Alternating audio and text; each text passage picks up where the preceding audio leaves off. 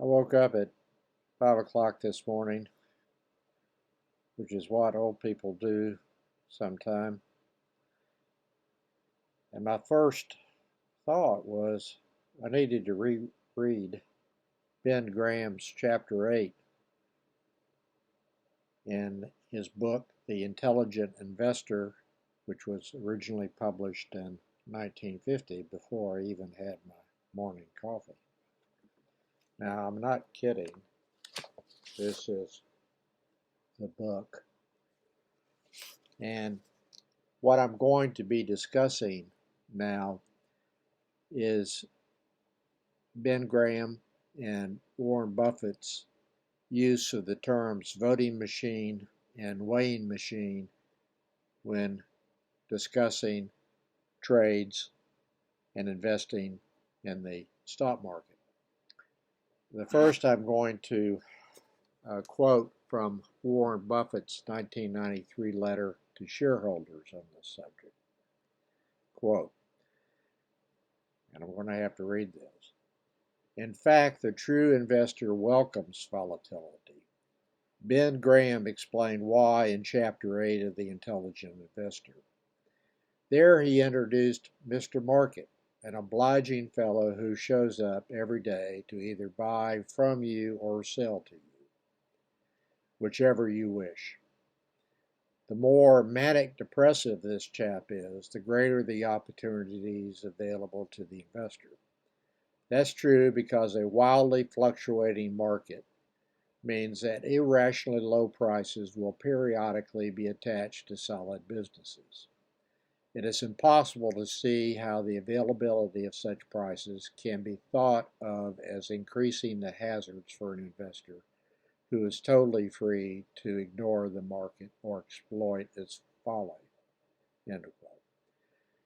At another place in this letter, Buffett made the following comment, quote, as Ben Graham said, in the short run, the market is a voting machine, reflecting a voter registration test that requires only money, not intelligence or emotional stability. But in the long run, the market is a weighing machine. That is Buffett's spin on what Graham actually said.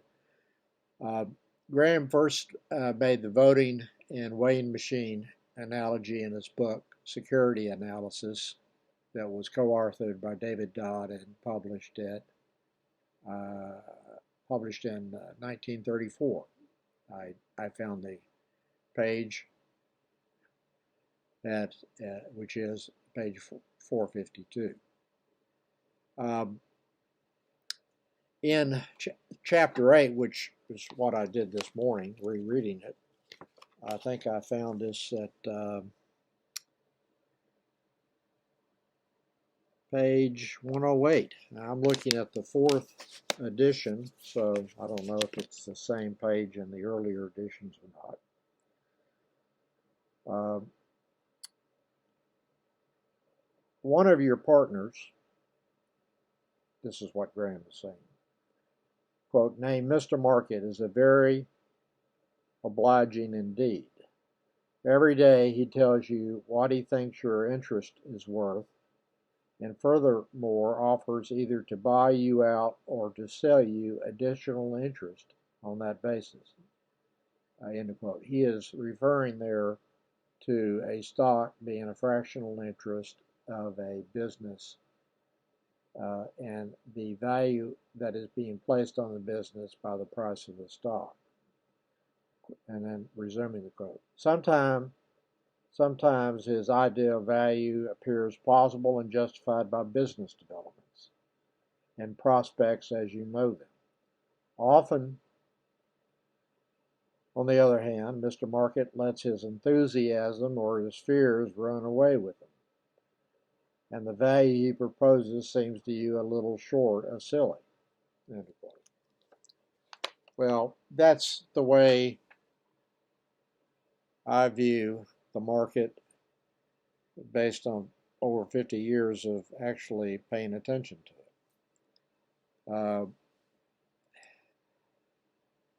When you view a common stock as being a fractional ownership of a business, the value of that business is not going to be reflected in temporary and volatile changes in the stock price unless by happenstance. There may be prolonged periods when Mr. Market has priced the shares too low or too high, but ultimately the price moves into a fair value range that incorporates all known and knowable objective metrics and a fact-based and reasonable assessment of future prospects. This kind of analysis is a rebuttal to what later became known as the efficient market theory that claims that share prices reflect all available information and consequently it is impossible to pick undervalued stocks. A predicate for that hypothesis is that rational decisions are being made on a minute-by-minute, day-to-day basis on all available information, and that human beings are rational and make non-emotional investment decisions, and that humans are actually making current pricing decisions as opposed to algorithms based on temporary market dynamics that have nothing to do with what the company's value is, and that humans become somehow godlike when acting in large groups. Markets are informationally efficient under the efficient market theory, even though individuals, the ones making the market decisions, are palpably inefficient and prone to making irrational and frequently idiotic decisions. So somehow, when you combine a very large number of frequently irrational humans into a decision-making process, the result becomes both rational and efficient. This is hokum. It starts with a correct premise that individuals will probably not consistently outperform an S&P index by selecting stocks, but then concludes incorrectly that the reason is caused by investors in the aggregate efficiently pricing stocks based on all existing information.